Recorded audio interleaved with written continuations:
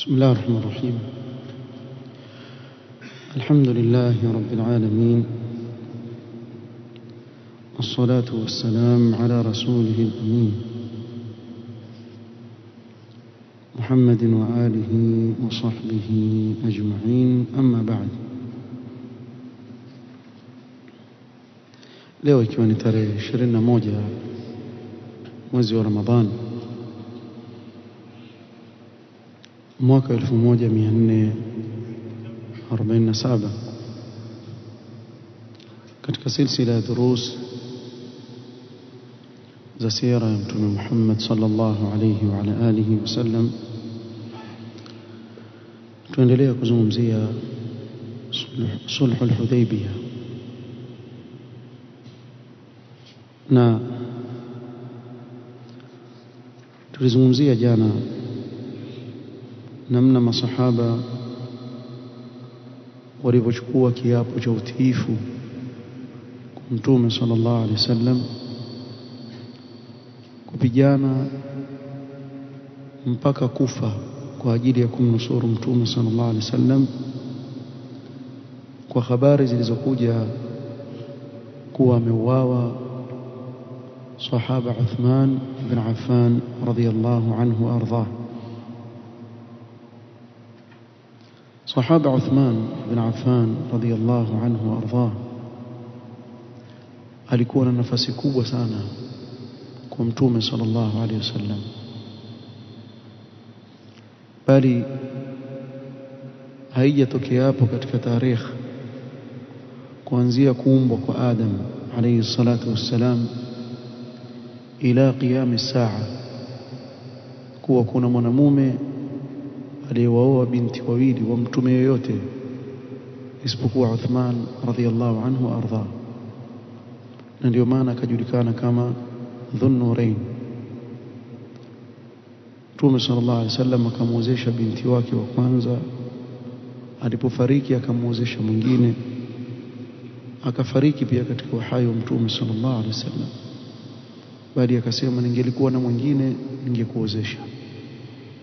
Na hii ni kuonyesha nafasi yake kwa Mtume sallallahu alayhi wa ala alihi wasallam. Masahaba walitoa bai'a. Nikisema bai'a nitakuwa naeleweka. Mtume sallallahu alayhi wasallam katika hadithi nyingi ameeleza fadhila kubwa za wale masahaba waliotoa bai'a kwa Mtume sallallahu alaihi wasallam siku ya al-Hudaybiyah. عن جابر رضي الله عنه وفي مسند الإمام أحمد، كذلك رواه ابن حبان بسند صحيح على شرط الإمام مسلم. قال جابر رضي الله عنهما قال رسول الله صلى الله عليه وسلم: لا يدخل النار أحد ممن بايع تحت الشجرة. لا يدخل النار أحد ممن بايع تحت الشجرة. hakuna yeyote atakayeingia motoni katika wale waliochukua bai'a siku ile alipokuwa Mtume sallallahu alaihi wasallam yuko chini ya mti. Kwa hiyo wale masahaba wote wale kasoro yule mnafiki mmoja peke yake, wote wale huenda peponi na hawatauona moto wa jahannam, maana hawataingia motoni. Kwa hivyo Mtume sallallahu alaihi wasallam akataja, na hii ni nas na wahi kutoka kwa Allah subhanahu wa ta'ala, isipokuwa Jadd ibn Qais ambaye alikuwa ni munafiki. Yule hakuchukua bai'a aslan, mmoja pekee, si sahaba, munafiki. Lakini zaidi ya masahaba 1400 waliohudhuria ile sulhu al-Hudaybiyah, Mtume sallallahu alaihi wasallam awapa dhamana kutoka kwa Allah subhanahu wa ta'ala na kuambia: la yadkhulu an-nara ahadun mimman bai'a tahta ash-shajara.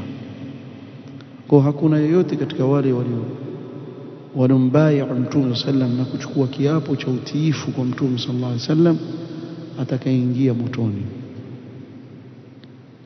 Bali katika sahih al-Bukhari na Muslim kadhalika an Jabir bin Abdullah radiyallahu anhuma قال لنا رسول الله صلى الله عليه وسلم يوم الحديبية alituambia sisi ni masahaba Mtume sallam siku ya Hudaybiyah antum khairu ahli al-ardhi, nyinyi ndio wabora katika watu wa hii ardhi. Al-Hafidh Ibn Hajar rahimahullah ta'ala katika Fath al-Bari yasema hadha sarihun fi fadli ashabi ash-shajara, hii hadithi iko wazi katika kueleza fadla za wale masahaba waliochukua bai'a chini ya mti. Faqad kana min almuslimina idhaka, walikuwepo wakati ule katika waislamu mbali na wale walikuwepo wengine jama'atun bi Makkah wa bil Madinati wa bighayrihima, walikuwepo waislamu Makkah hata kama walikuwa wengine wamejificha uislamu wao, walikuwepo Madina na kwingineko, lakini Mtume sallallahu alaihi wasallam akawaambia wale waliombaya kuwa nyinyi ndio wabora kabisa katika watu wa hii ardhi, bimaana wabora hata kuliko wale ndugu zao ambao hawakuwahi kuhudhuria kumbaya Mtume sallallahu alaihi wasallam siku hiyo.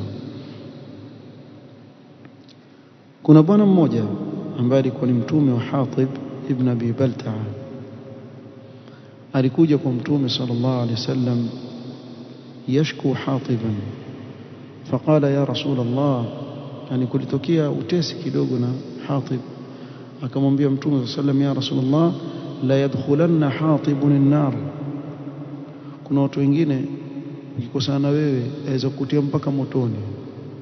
Sema Hatib bwana yuenda motoni. فقال رسول الله صلى الله عليه وسلم كذبت لا يدخلها فإنه شهد بدرا والحديبية, si kweli, si sawa uliosema, bali haingii motoni Hatib, ataingia peponi kwa sababu amehudhuria vita vya Badr na amehudhuria Hudaybiyah. Na hii ni fadhila kubwa aliyotaja Mtume sallallahu alayhi wa ala alihi wasallam ya hawa masahaba waliohudhuria katika hii bai'a. Na kuna hadithi nyingi sana Mtume sallallahu alaihi wasallam katika yale aliyowaambia wale masahaba waliohudhuria siku ya Hudaybiyah, qala fa innahu la yudriku qaumun ba'dakum sa'akum wala muddakum, hakuna yeyote atakayekuja baada yenu ataweza kufikia pishi yenu mlioitoa au kibaba. Bimaana sisi tuliokuja baada yao, hata ukatoa mfano wa Jabal Uhud, dhahabu fi sabilillah kwa ikhlas, haifiki tende alizozitoa sahaba kwa mkono wake hivi, ile ajiri ambayo Allah amempa kwa sababu ya fadhila ya zile zama walizoishi masahaba. Na ndio maana tukariri mara kwa mara na kusema kuwa vile tutakavyofanya sisi katika amali, wallahi hatuwezi kumfikia yote katika masahaba Mtume sallallahu alaihi wasallam. Hata ukakaa wewe msikitini hapa ukawa wewe shuhudi yako mkuswali tu, waswali, wafunga, wafanye ibada, waswali, wamtaja Allah, wasoma Qur'an mpaka ukafa, humfikie yote katika masahaba ile ajiri ambayo Allah amempa, huwezi kufikia. Tulitaja jana kuwa lau kama ingelikuwa kwa mfano, chukulieni leo ule mti ambao Mtume sallallahu alaihi wasallam chini yake alichukua bai'a kwa wale masahaba, ungelikuwepo leo. Tuanze na kundi la kwanza, yarhamukallah, wachana na mashia. Mashia wale nini? Wale hakuna tofauti na kina Netanyahu, tusemao mahurafi. Ingelikuwa hawa mahurafi wa leo, ama mahurafi wa leo wameupata ule mti ule, ni ule pale, billah alaikum, nataka kuwa na insaf, sitaki kuwa wajua jamaa wasema wao washambulia, lakini nawauliza tu swali, wangeufanya nini ule mti wao kikweli? Yani sijui, maanake kuna miti mingine ambayo haina fadhila hii, na leo yawekewa mambo na nini, yafanyiwa vitu na ibada fulani zaweko pale. Lakini wewe wafikiria hawa mabwana wangeupata ule mti kuwa ni huu hapa chini hapa, ndio walikaa Mtume sallallahu alaihi wasallam, masahaba wakawa wampa bai'a, hawa jamaa wataufanya nini huu mti? Sasa ukishapata jawabu, mimi nataka nisome masahaba waliufanya nini. Kama ni sisi, kama ungeniuliza mimi kwa mfano, ungelikuwa nyinyi hapa ungefanya, mimi nitasema nitaukata, kwa sababu ya kuogopea hapa watakuja watu wengine wajinga wasioelewa, wataanza kufanya ibada za bid'a hapa na vituko. Kwa ule mti ungolewe kutoka katika mizizi yake, utupliwe mbali, utakapotupa ufanywe kuni, mambo yake yaishi. Wala hakuna fadhila yoyote atakayopata mtu kweni kwa kuswali rakaa 2 chini yake, bali ataingia katika nini? Katika uzushi, iyadhan billah. Lakini ndugu zetu, mtafanya hivyo?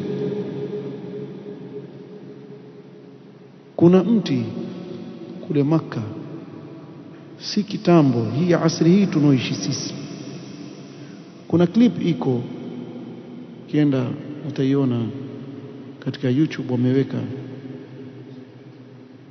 watu walikuwa wakienda pale wakifanya tawaf kwenye ule mti, sijui wakisema ule mti una baraka gani ndani ya Makka. Watu wakawa wafanyiwa advertisement kutoka nchi hizi za, na haswa sijui kwa nini ndugu zetu hizi nchi za Pakistan, India, wapi huku, huwa mara nyingi sana wabebwa na hizi khurafat, wakiambiwa mara moja wafuata. Jana nizungumza na Sheikh Badr Al-Anazi hafidhahullah, yuko Bangladesh, safari mpeleka Bangladesh, aliwahi kuja hapa, asema mimi naona bid'a sijawahi kuzisikia maisha yangu hapa. Yeye mwenyewe Msaudi aslan, hajazoea kusikia hizo bid'a. Asema zile shirki zinazofanywa huku na wafu na makaburi, sijawahi kusikia wala kuona mfano wake. Sasa watu waambiwa kule kwa ukienda umra kuna na mti fulani una baraka fulani. Sasa maskini wale wakija ule mti ukawa wa ubusu, iko clip waiona, so watu wafanya hivyo. Alhamdulillah, habari zikafikishwa kwa serikali, na pia hiyo utaiona katika hiyo clip, serikali ikatuma bulldozer, ule mti ukang'olewa mbali, ukatupliwa mbali, sijui ilifanywa kuni wapi huko, hakuna tena. Sasa ikiwa huu mti huu ambao hata hujulikana na kitu gani, na watu wafanya hivi, je, wangeuona huo mti ambao Mtume sallallahu alayhi wasallam alitoa bai'a kwa masahaba chini yake? Amma ash-shajara allati tammat al-bay'atu tahtaha faqad akhfaha Allah subhanahu wa ta'ala 'ani an-nas. Ule mti ambao walichukua bai'a masahaba chini yake kwa Mtume sallallahu alayhi wasallam, Allah aliuficha kwa fadhila zake, akauficha, watu hawakujua. Rawa Shaykhan في صحيحيهما بخاري ومسلم بكي حديث، واللفظ لمسلم عن سعيد بن المسيب رحمه الله تعالى عن أبيه أنه كان ممن بايع رسول الله صلى الله عليه وسلم تحت الشجرة. سعيد المسيب باكي لتوابيعا كمتوم سلم شيني ولمتي أمبيا، فقال انطلقنا في قابل حاجين. mwaka uliofuata tulikwenda kwa ajili ya haji Makka, tukapitia pale Hudaybiyah, sehemu tuliyotoa bai'a.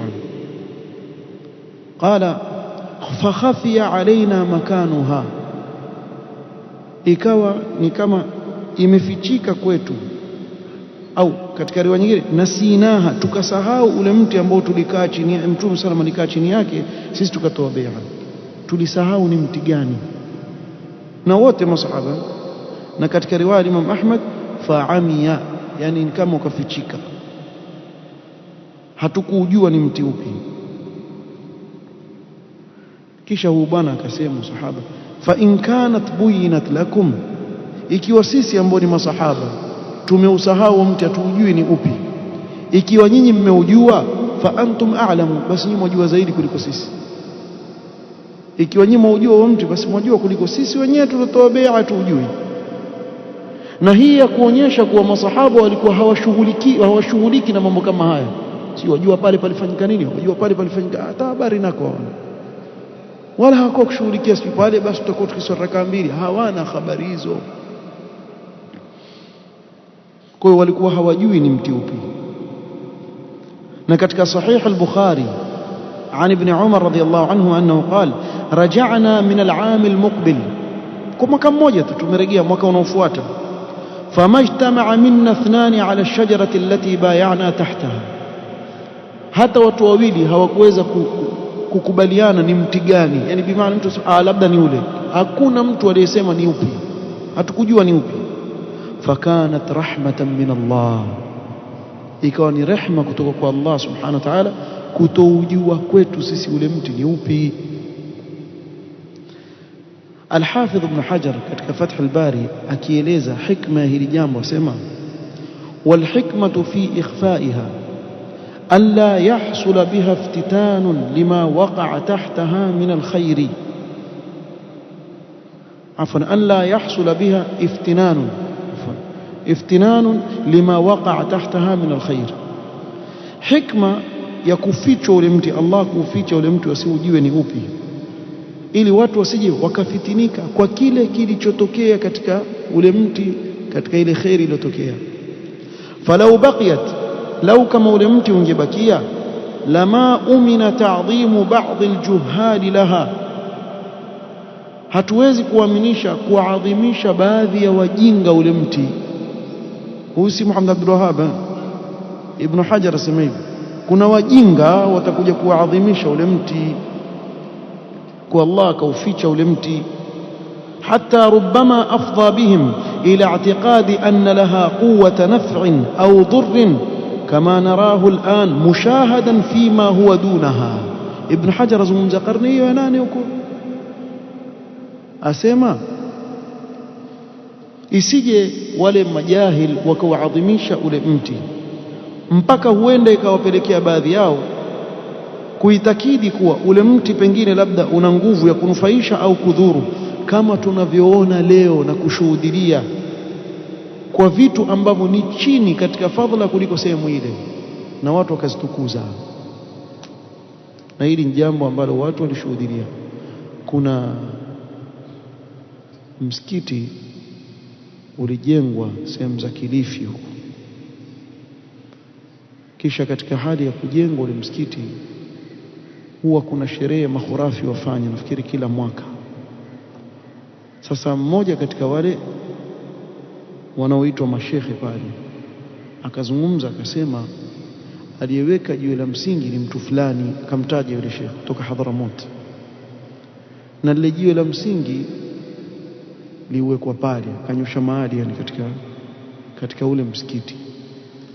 Asema na pale kuna siri kubwa sana, hakuna mtu yoyote ambaye ameomba isipokuwa ile dua yake inkubaliwa. Sio, umeelewa? Yosema wazi yani jumla ya maneno yake yanaonyesha kuna mtu yote aliomba pale, na hii ni siri bwana, siri. Na wewe wasema sasa siri ya vipi bwana? Yeye wasema kuwa pale.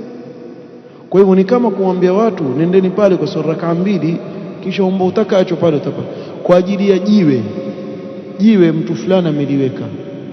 Wasema lile jiwe lilowekwa lile lina siri kubwa, kuna baraka pale.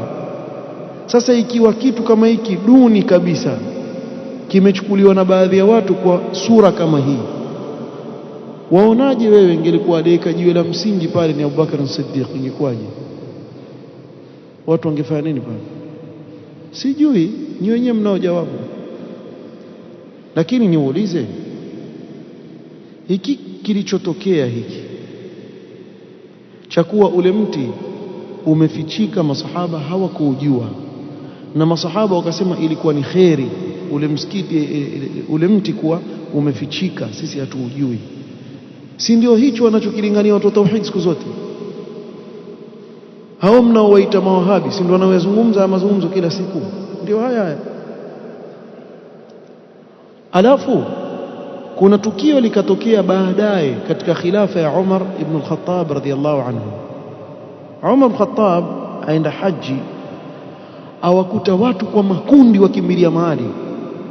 Akauliza, kwani wale wenda wapi wale? Yeye mwenyewe sahaba na hajui hawa jamaa wenda wapi hawa? Akaambiwa kuna mti pale wasali raka mbili, wasema ndio mti ambao Mtume sallallahu alaihi wasallam alichukua bai'a, na yeye alikuwepo hajui. Yeye mwenyewe alikuwepo hajui ile. Akasema ukate ule mti. Akaamrisha ule mti ukakatwa. Sasa hii tasarruf ya Umar imfanana na Muhammad ibn Abdul Wahhab na wafuasi wake kama wanavyowaita nyinyi, ama imfanana nyinyi makhurafi? Chukua wewe upime. Mbali na hilo, hata wakati wa Umar radhiyallahu anhu arda, likatokea walipompata yule bwana ambaye ajulikana kama Daniel, ambao wengine wasema alikuwa ni mtume, wengine wasema alikuwa ni wali. Wakasema wale ni tustur, kama sikukosea, kuwa mvua inapochelewa walikuwa ule mwili wake wakiutoa, na haozi, wautoa mwili wake kwenye nje, yani wakiuregesha mvua nyesha. Na yule bwana ni kama amehusia, ni mtu ambaye alikuwa kabla ya Mtume sallallahu alaihi wasallam kuwa azikwe na ummati Muhammad. Kisa hiyo kieleza katika tarehe.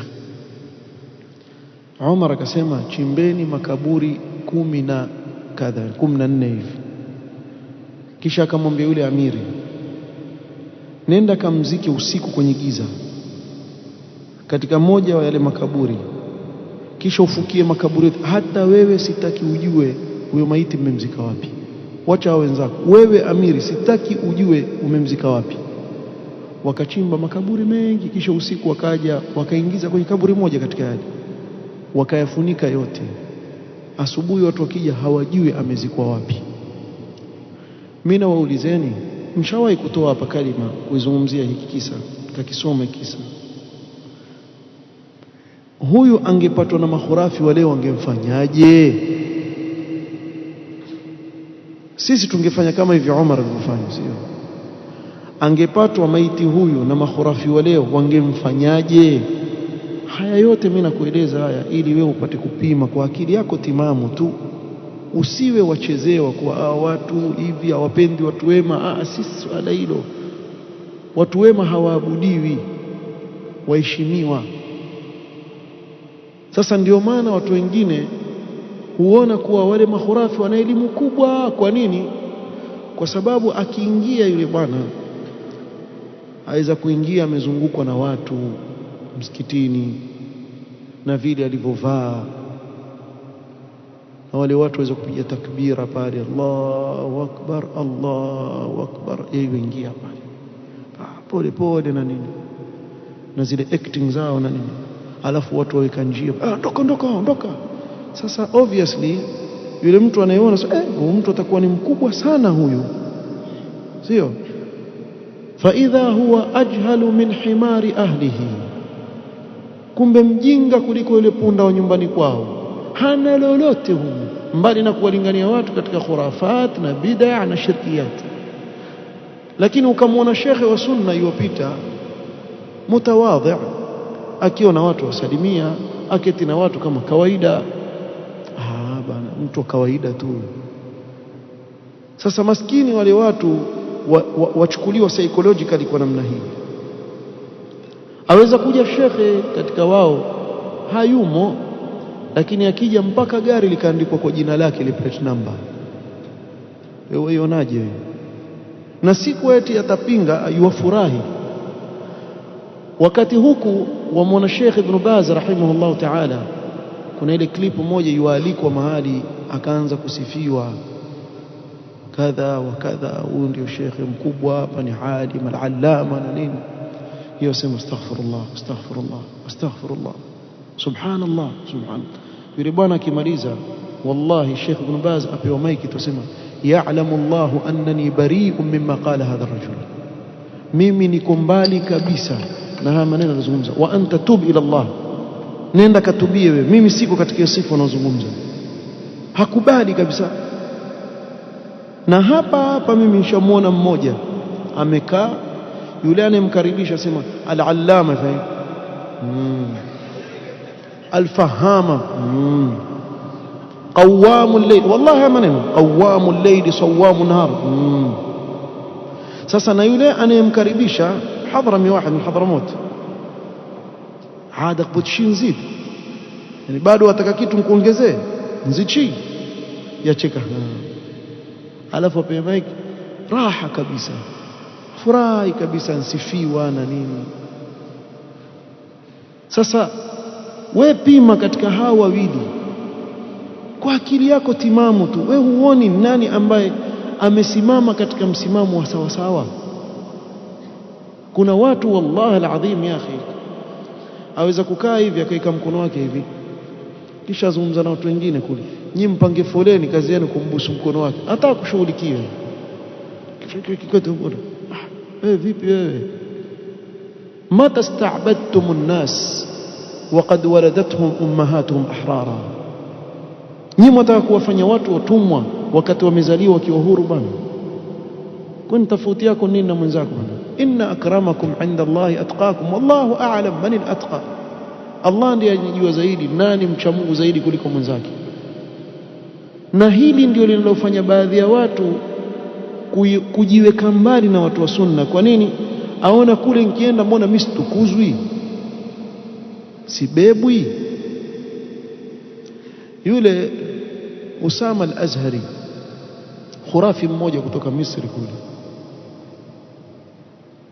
amekwenda nchi moja, sikumbuki ni nchi gani, katika hizi nchi za Bangladesh huko, kama ni Malaysia, Indonesia, hizo nchi ambazo kumejaa makhurafi.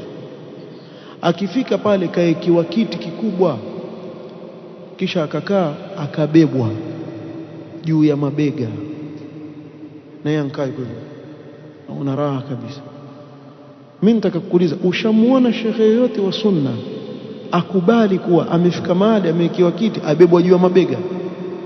Ile ghuluu hii yanayofanywa, atakubali jambo kama hilo? Wallahi mimi nakuapia, kama wewe ushawahi kutangamana na maulama wa sunna, hata kama kwenda kuwaona kukaa na wao, wacha hivi chini ya hivi sana, hawezi kukubali. Siku moja tuko Masjid an-Nabawi kwa darasa Sheikh Abdul Razzaq al-Badr hafidhahullah. Akimaliza darasa Sheikh Badr, tukaenda Sheikh Abdul Razzaq al-Badr, tukaenda kumsalimia. Katika hali ya kumsalimia, yule aliyokuwa ubavuni mwangu hapa alikuwa ni mmoja kutoka Algeria, Jazairi. Mimi nikamwamkua Sheikh hivi kawaida. Akifika hapa, yule bwana akambusu mkono. Mimi sijamuona Sheikh akikasirika kama siku hiyo. Akauvuta ule mkono wake, kisha akamwangalia kwa hasira yule bwana, kisha akamwambia, "Lesh tafal hadha? Lesh? Kwa nini wafanye hivyo? Mbona watu wote wanaamkua kawaida, wewe wainama wanibusu, kwa nini?" Yule bwana akasema, "Mimi bwana, ninavyokupenda," mwambie Sheikh Abdul Razzaq, "niliahidi kuwa nikikushika mkono wako nitaubusa." Akamwambia, la tafal hadha. Kisha akamwambia, "Usifanye hivi isipokuwa kwa watu wawili, la tafal hadha, wa ana aqul lak la tafal hadha illa lilwalidi, babako na mamako mzazi alikuzaa, au alalim walastu bialim." Mimi namsikia na masikio yangu yasema, au ukiwa umekutana na mwana wa chuoni na mimi si mwana wa chuoni. Sheikh Abdul Razzaq wasema hivyo, wallahi yahiqu law yuqalu alim, astahiqi kuitwa alim, lakini sema, lakini mimi si mwana wa chuoni, si alim, usijaribu kunifanyia tena hivyo. Aya wewe صح أصحابنا furahi kabisa, hata wakiwa wengi basi ataka hivi. Endelee, afurahi kichwa, riya na sum'a na ujub katika nafsi zao. Allahu musta'an. Lakini akaonekana hakuna kama yeye. Turudi hapa, nasema ikitokea munasaba wa kuzungumza haya katika sera, katika nini, nitazungumza ili mfunguke akili, msije mkachezewa. Hii dini bwana ni ghali sana, wasije watu fulani hivyo wakaanza kuichezea dini ya Allah subhanahu wa ta'ala, mpaka wengine wakapelekea watu kuwachukizia yale mambo wanayoyafanya. Si sawa kuwadharau watu, kuwafanya kama ni watumwa. Si sote tuko sawa tu. Hakuna anayejua yeye ndio aliyekubaliwa mbele ya Allah ama hajakubaliwa. Hakuna anayejua hivyo. Wewe waweza kumdharau mtu, kumbe yule ana cheo kikubwa sana mbele ya Allah subhanahu wa ta'ala. Mtume sana wasema rubba ash'ath aghbar madfu'un bil abwab law aqsama ala Allah la abarrahu. Waweza kumwona mtu rafrafu, manywele yake, nguo zake hivi si nzuri kama zako, pengine akigota mlango mtu akifungua mbanie mbele ya uso wake, lakini lau kama atamwapia Allah, mwambie wallahi ewe Mola wangu utafanya kadha, Allah atamfanyia. Yani kile cheo chake mbele ya Allah ni kikubwa mno sana, lakini wewe katika macho yako kamdharau. Kwa huwezi kujua nani ambaye ni mtukufu mbele ya Allah. Allah ndiye anayejua subhanahu wa ta'ala. Na mtu siku zote awe na suu dhanna nafsi yake ndio aweze kujirekebisha. Lakini ikiwa wewe wajiona kuwa mimi nishafika, mimi kadha, basi hapo ndio unapoanguka, ndio ukawa huna maana yoyote mbele ya Allah subhanahu wa ta'ala, kwa kile kibri unachokuwa nacho na kuangalia wenzako kwa jicho la dharau. Makuraish walipata habari ya bai'a, kuwa masahaba wamechukua bai'a kwa Mtume salama ya kifo. ولما علمت قريش بهذه البيعة خافوا. masahaba walipofanya ile bai'a, makuraish wakapata habari wakaogopa. Hawa jamaa hawajaapa kiapo hicho, ni hivyo, je wakifanya hivi itakuwaje?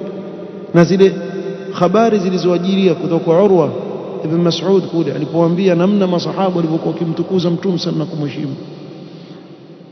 Waraghiba ahlu ar-ra'yi fihim bis-sulhi, na wale wenye akili, wale wenye rai, wale wakubwa wale wakasema bora sisi tufanye nini? Sulhu, mkataba wa sulhu baina yetu sisi na Mtume sallallahu alayhi wasallam. Bainama raa ba'dhum al-lujua ila al-harb, wengine wakasema sisi tupiganeni vita. Hawa walioamua wataka vita, faqarraru an yatasallalu laylan ila muaskari al-muslimin wa yuhdithu ahdathan tush'ilu nar al-harb. Wakaamua baadhi yao kujiunga bila kuwaambia wenzao Makuraishi, waende wakavamia usiku kambi ya Mtume sallallahu alaihi wasallam, kisha wafanye balaa pale, ili wakiondoka wawe washawasha moto wa nini? Wa vita. Yani ikitokea wamefanya kitu kule, moja kwa moja watafikiria hawa wametumwa na wali, kwa vile vita vizuke. Fakharaja 80 rajulan minhum mutasallihin, katika Makuraish wakatoka watu 80. Hawa ni wale vichwa vidogo, akili zao ndogo, wakatoka wakiwa na silaha. Fahabatu ala rasulillah sallam min jabal at-Tan'im, kisha wakashukia kwa kambi ya Mtume sallam kutoka katika jabal at-Tan'im. Tan'im ni sehemu iko nje ya Makkah, kule ambapo watu huenda wakafanya, wale ambao wafanya umra 100 wale watoka pale wakienda Tan'im, kisha wakirudi kuna jabal pale, wakaingia. Wahawalu at-tasallula ila muaskari al-muslimin liyusibu minhum ahadan au yajidu minhum ghirra, wakajaribu hata tuwe hata mtu mmoja tu, sisi tufanye balaa tu ili kuzuke vita, au tuwapate wameghafilika wamezubaa tuwavamie. غير أن محمد بن مسلمة رضي الله عنه قائد حرس المسلمين كان متيقظا. وتكون بأكلالا محمد بن مسلمة aliwekwa na Mtume sallam, watu wakilala nyinyi ndio mtakaolinda kambi. Watu hawalali bwana wote, ati wanajeshi wote lalala. Kuna watu kazi yao ni kuchunga usiku, na hili lipo mpaka leo. Kwa wewe utakuwa kama vile watchman anavyofanya kwenye watch. Kazi yako wewe ni kuangalia, hata kama hakuna vita, hata kama kuna vita, ni kitu cha kawaida, ni rutini ya kawaida katika kambi yoyote ya jeshi, kwa kuna watu kazi yao kulinda ile kambi. Yarhamkallah. Wale mabwana wakaenda wakakutana na Muhammad ibn Maslama akiwa na kikosi chake cha ulinzi wa usiku.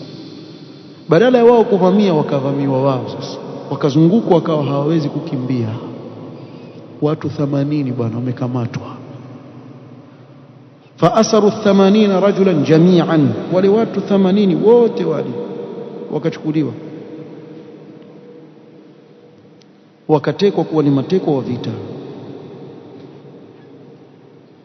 Na Mtume sallallahu alaihi wasallam katika riwaya ya Muslim na Ahmad قال عبد الله بن مغفل المزني رضي الله عنه فثاروا في وجوهنا أي هؤلاء 80 رجلا من الكفار فدعا عليهم رسول الله صلى الله عليه وسلم فأخذ الله عز وجل بأبصارهم. walikuwa washaanza watakuvamia, Mtume sallam akawaapiza, wakawa hawaoni, wakakamatwa. Fa akhadha Allahu bi absarihim faqadimna ilayhim fa akhadnahum, tukawachukua mmoja mmoja. Tapigana vipi nayo huoni? Siku eti kipofu. Mtume sallam akawaapiza, akawaombea Allah, wakawa hawaoni wanakoelekea, wakashikwa wote wale, wakaletwa mbele ya Mtume sallam. Muhammad bin Maslama ata bihim ila Rasulillah sallallahu alayhi wasallam faqala lahum Rasulullah sallallahu alayhi wasallam, Mtume sallam akawaambia, hal ji'tum fi ahdi ahadin au hal ja'ala lakum ahadun amanan, pengine labda mmekuja, kuna mtu amewapa amani hapa muingie kwetu, ama mtu amewaahidi hapa muje. Qalu la, sisi tumkuja tu wenyewe, utasema nini hapo? wajua. Fakhalla Rasulullah sallallahu alayhi wasallam sabilahum wa afa anhum jami'an, Mtume sallam akawaacha, akawasamea, nendeni zenu, rudini huko. Kwa nini? Raghbatan minhu sallallahu alayhi wasallam fi sulh, sababu Mtume sallam yuitaka ile sulhu itokee. Lau kama angewakamata wale akawafanya cha kuwafanya, kusingelikuwa na sulhu. Na Mtume sallam alikuwa yuitaka ile sulhu, na hii sulhu ina faida kubwa sana, tutakuja kuona insha Allah. Bali tuweze kusema baada ya ile sulhu ndio da'wa ilipanuka sana, sababu da'wa yapanuka wakati wa amani kuliko wakati wa vita. Sasa atashughulika kuwalingania watu ama kupigana, sababu wamshughulisha wale Makuraish kila wakati wamvamia, wakati yeye amepewa risala si kwa Makuraish peke yake, amepewa risala aifikishe kwa walimwengu wote. Sasa kule kwa Furs na Rum atafika vipi, na Habasha na kwingineko atafika vipi kwa wale wafalme wengine kuwafikishia ujumbe ule, wakati kuna watu wamemshughulisha na vita? Kwa kuna dharura ya kupatikana amani mwanzo, na hapa ndio utajua umuhimu wa amani katika Uislamu. Ni jambo muhimu sana, sababu lau kama si amani, hata sisi leo tusingekaa hapa tusome. Kila mtu roho yake mkononi, hajui akirudi kwao watoto watakuwepo ama hawakuwepo, amvamiwa, amfanywa nini. Hakuna raha, kusikana amani.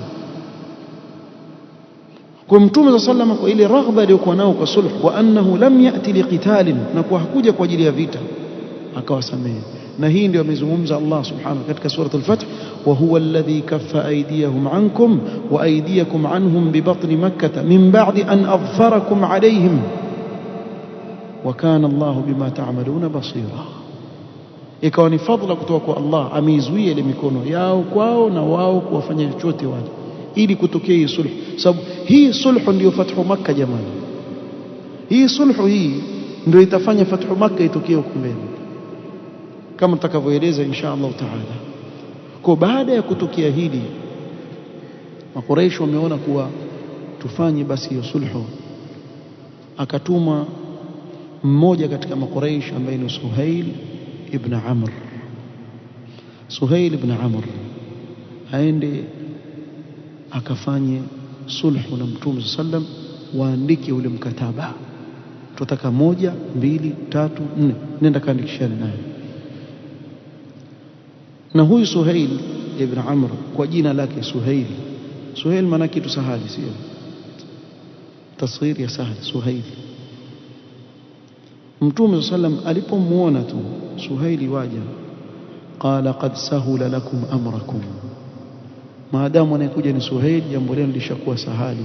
Mimi sitazungumza leo haya, insha Allah taala tutayazungumzia kesho, lakini ilikuwa nataka kuambia watoto wenu waiteni majina mazuri, sababu majina yana athari wakati mwingine kwa tabia za yule mtoto.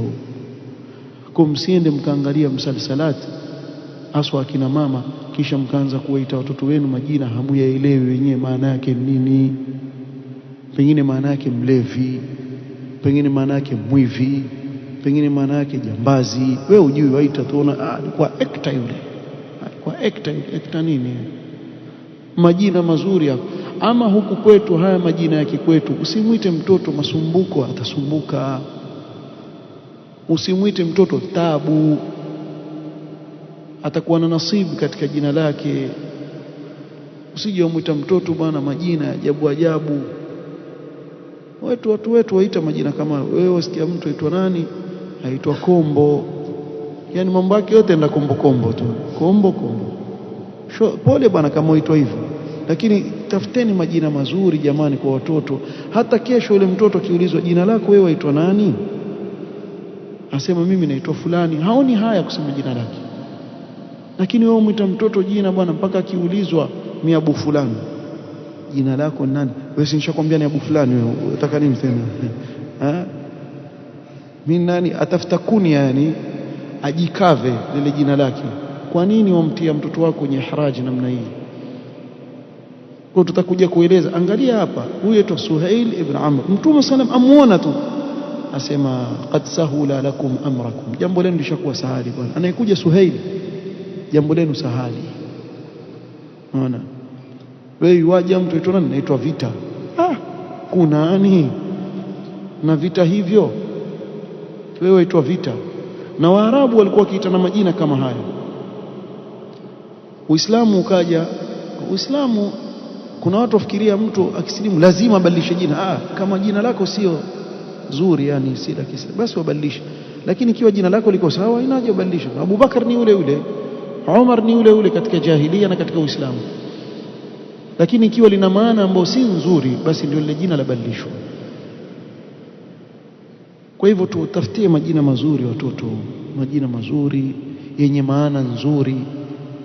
Ama usitoe majina alafu pia yale majina ambayo si mashuhuri, watu hawaitani. Na familia zetu alhamdulillah zina majina mazuri bwana. Ukiangalia wazee huko nyuma pengine wameitana majina mazuri yale yachukue, wajulikana familia fulani, haya ndio majina yao, kwa hiyo haya ni majina ya familia fulani. Lakini ndio tafuta majina hata haieleweki bwana, subhanallah. Kwa hivyo inshallah taala tutakuja kueleza biidhnillah taala ilipita vipi ile sulhu baina ya Mtume sallallahu alaihi wasallam na Quraysh. نكتفي بهذا القدر والله تعالى أعلم. سبحانك اللهم وبحمدك أشهد أن لا إله إلا أنت أستغفرك وأتوب إليك. بارك الله فيكم.